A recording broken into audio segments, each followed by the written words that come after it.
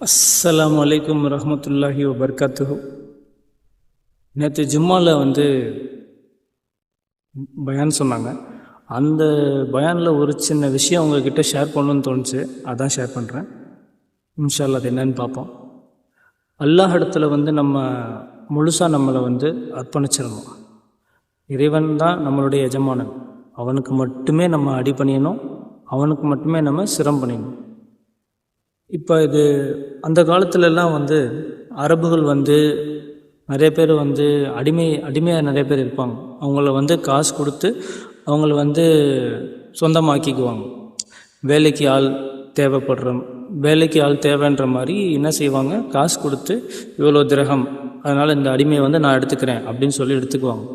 இந்த மாதிரி நிகழ்ச்சி நடந்துக்கிட்டு இருக்கும்போது ஒரு நாள் பஷரி ரஹமத்துல்லாஹி அலைஹி ஒரு மிகப்பெரிய இந்த காலத்தில் ஒரு மிகப்பெரிய செல்வந்தர், அவர் என்ன செஞ்சுருக்காரு, நேராக ஒரு அடிமையை காசு கொடுத்து விலைக்கு வாங்கியிருக்கார்.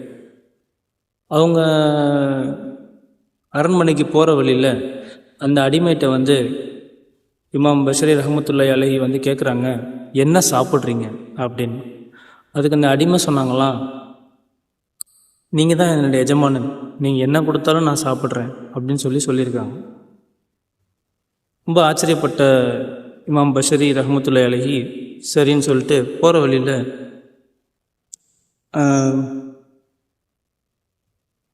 உங்களுக்கு என்ன உடை வேணும் அப்படின்னு கேட்டதுக்கு, நீங்கள் தான் என்னுடைய எஜமானன், நீங்கள் என்ன சொன்னாலும், நீங்கள் என்ன கொடுத்தாலும் நான் போட்டுக்கிறேன் அப்படின்னு சொல்லியிருக்காங்க.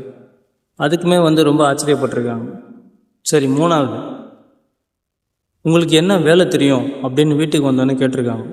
நீங்கள் என்னுடைய எஜமானன், நீங்கள் என்ன வேலை கொடுத்தாலும் நான் அதை செய்கிறேன் அப்படின்னு சொல்லியிருக்காங்க. இப்போ இந்த இமாம் பஷரி ரஹமத்துல்லாஹி அலைஹி ரொம்ப வருத்தப்பட்டிருக்காங்க. ரொம்ப ஒரு சைடில் ரொம்ப பயந்தும் செஞ்சுருக்காங்க.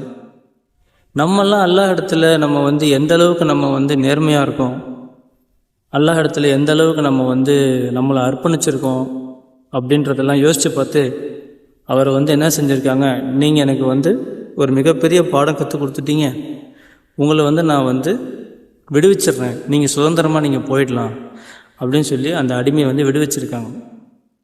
இதில் நம்ம என்ன படிப்புன்னு தெரிஞ்சுக்கிறோம் அப்படின்னா, அல்லாஹ் தான் நம்மளுடைய எஜமானன். அவன்கிட்ட இந்த மாதிரி நம்ம என்றைக்கா சரண்டர் ஆகிருக்கோமா? அல்லாஹ், நீ ஏன் என்னை படைச்ச, எனக்கு என்ன நல்லதுன்னு உனக்கே தெரியும், நீ எனக்கு எதை செஞ்சாலும் நல்லது தான் அப்படின்னு நம்ம என்றைக்காவது சரண்டர் ஆகிருக்கோமா? எனக்கு அது வேணும் இது வேணும், நானுமே அதெல்லாம் கேட்டிருக்கேன். ஆனால் அதெல்லாம் யோசித்து பார்க்கும்போது நம்ம எந்த அளவுக்கு அல்லாஹ்ட்ட நம்ம அர்ப்பணம்